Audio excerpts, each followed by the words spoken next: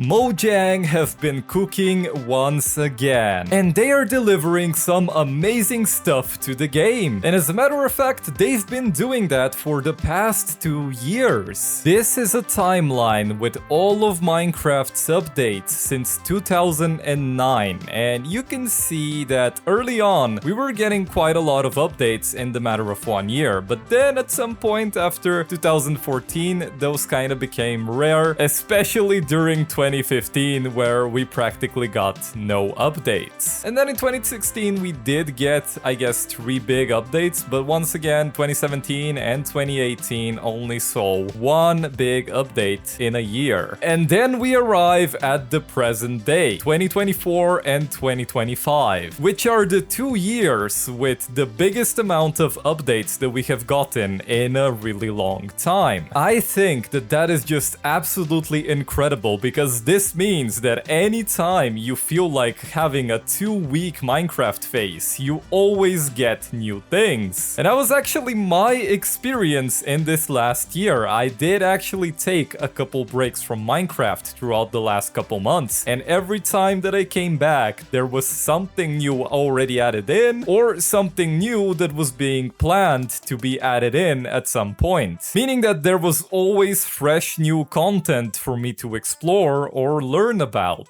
And this is now happening once again with the Mounts of Mayhem update, which is pretty much right around the corner at this point. We don't have an exact date for it, but we are getting there. It's definitely gonna be before the end of the year. But as soon as we get the update, we're gonna be treated to some amazing new mobs and items, such as the Nautilus, that has both a regular living variant and an undead variant. And the zombie Nautilus actually has its own variant, the coral zombie Nautilus, which spawns in warm oceans. And both of these are actually tameable with pufferfish. Look at that, best friends forever. And once you tame them, of course, you can put a saddle on them and kablam, just like that. You have a mob that can swim in the water. But that's not it. Not only can this little fella swim in the water with you mounting it, but you can also dive underwater without losing any air, because you have the breath of the Nautilus effect. And you know, with the happy gas, we were given the option to build in the air, making it easier for us to reach stuff up in the sky. And with the Nautilus and the zombie Nautilus, we have the exact opposite ability. We can now build underwater. And we now also have a companion to the Husk, which is pretty much the desert version of the zombie. And now we have the desert version of the skeleton, the Parched. The Parched shoots arrows that make you weak. Oh boy, you're gonna be fun to fight against. And continuing the theme of undead mobs, we now have the zombie horse and the Camel Husk. And you're probably gonna say, but wait a minute, Cringy Nick, we've had the zombie horse for about a decade now, and I'm gonna tell you, yeah, you're absolutely right. We have had the zombie horse for a really long time, but it never naturally spawned in the game until now. And when it comes to their stats, the Camel Husk is basically an undead variant of the regular camel. Does not burn in sunlight, and it behaves like a regular camel, except it cannot be bred. Can be ridden underwater, however, like skeleton horses. And it also spawns with 2 riders, a husk wielding an iron spear and a Parched, forming a Camel Husk jockey. Oh boy. And the zombie horse is kinda similar, you know, it spawns in the plains and the savanna biomes at night, and it also spawns being ridden by a zombie wielding an iron spear, forming a zombie horseman. Oh yeah, that's amazing. And also, one of the best things about this update is that you can now officially swim in the water while you're riding a horse or a camel or even a pig. Actually, scratch that, I'm not entirely sure about the pig. So we are going to test that out. Okay, come on, little fella, can you do this?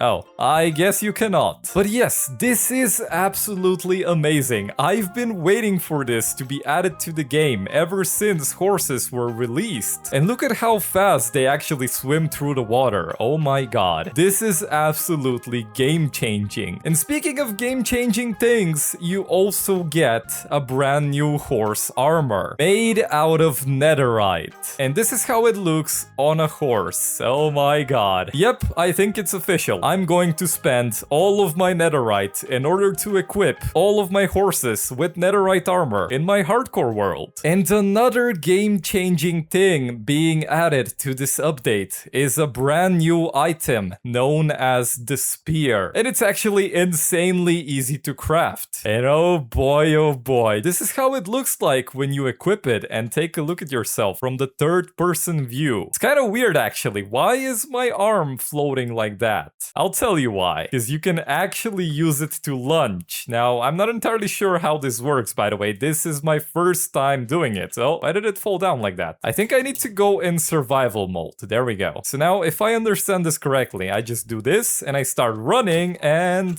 oh, that's how that works, I guess. And there is also a brand new achievement into the game, by the way, that I am going to attempt to accomplish now. Okay, let's do this. Nope, I failed. Okay, let's try again. Nope, I failed again. Okay, now, since I'm kind of bad at this, I'm gonna make this easy for myself. I'm gonna just casually do this. Yeah. Now we go into survival, and we start doing this. There we go. Mob kebab. Hit 5 mobs in the same charge attack using the spear. I am definitely a fan of the spear, and it is definitely gonna become one of my favorite items to use. Isn't that right, Mr. Cal? You can obviously just use it as a regular weapon without actually charging. Hello. That's a really satisfying sound, actually. Oh, and by the way, now that the spear is in the game, you can actually challenge your friends to a match of jousting. I, however, don't have any friends, so I'm going to be testing this out on that mannequin over there. Okay, here we go. Lining it up, and away we go.